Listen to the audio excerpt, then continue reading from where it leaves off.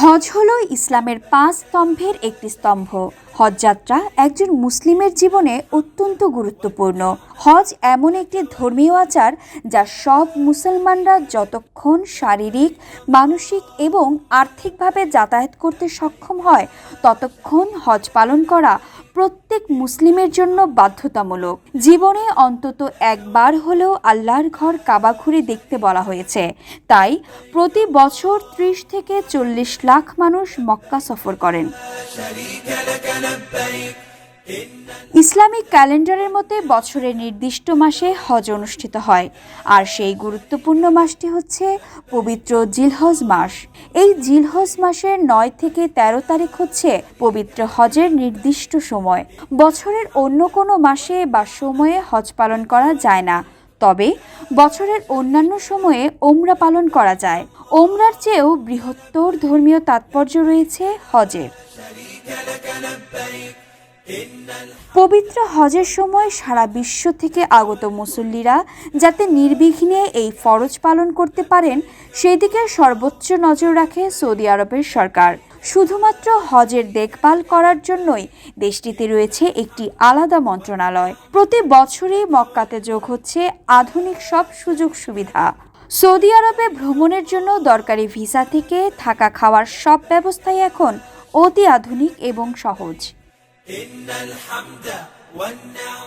চলতি বছর জুনের মাঝামাঝি সময়ে পবিত্র হজ অনুষ্ঠিত হবে, ফলে মে মাসের শেষ সময় থেকেই পবিত্র নগরী মক্কায় ভিড় জমানো শুরু করবেন হজ যাত্রীরা। এবছর মক্কায় রেকর্ড সংখ্যক 20 লাখ হাজির সমাগম হতে পারে এমনই মনে করছে সৌদি আরবের সরকার। তাই এখন থেকেই সব রকমের প্রস্তুতি শুরু করে দিয়েছে হজ ও ওমরা মন্ত্রণালয়। প্রস্তুতিতে ধুম পড়ে গেছে সেখানে। সুন্দর ও আরামদায়কভাবে হাজিরা যাতে হজ সম্পন্ন করতে পারেন সেই বিষয়টি মাথায় রেখে সৌদি আরবের সরকারি বেসরকারি প্রতিষ্ঠানগুলো কাঁধে কাঁধ মিলিয়ে কাজ করছে। হজ সংশ্লিষ্ট এজেন্সিগুলো মনে করছে এবারের রমজান মাসে রেকর্ড সংখ্যক 3 কোটি মানুষ ওমরা পালন করার পর হজেও মুসল্লিদের ঢল নামবে। রমজানে মদিনার মসজিদে নববীতে 3 কোটি 30 লাখ মানুষ নামাজ আদায় করেছিলেন। গত বছর হজ পালন করেন 18 লাখের বেশি মানুষ। করোনা মহামারীর কারণে এর আগের 3 বছর নির্দিষ্ট সংখ্যক মানুষকে হজের সুযোগ দেয়া হয়, কিন্তু গত বছর সব বিধিনিষেধ তুলে দেয়া হয়। এতে করে মক্কায় 18 লাখেরও বেশি মানুষ হজ করতে আসেন। যদিও সৌদি কর্মকর্তারা 25 লাখ মুসল্লির সমাগম হবে বলে ধারণা করেছিলেন, তাদের প্রত্যাশা এবার আরও বেশি মানুষ হজ করতে আসবেন। এদিকে হজ ভিসা সংক্রান্ত নতুন বিধিনিষেধ ঘোষণা করেছে সৌদি আরব।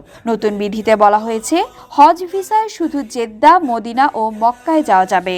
এছাড়াও এই ভিসা শুধু হজ মৌসুমের জন্য বৈধ এবং হজ যাত্রীরা শুধু পবিত্র হজের আনুষ্ঠানিকতা পালন করতে পারবেন।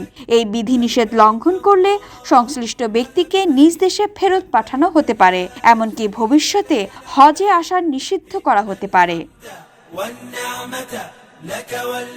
বিথি দাস, 71। لبيك اللهم لبيك لبيك لا شريك لك لبيك إن الحمد والنعمة لك والملك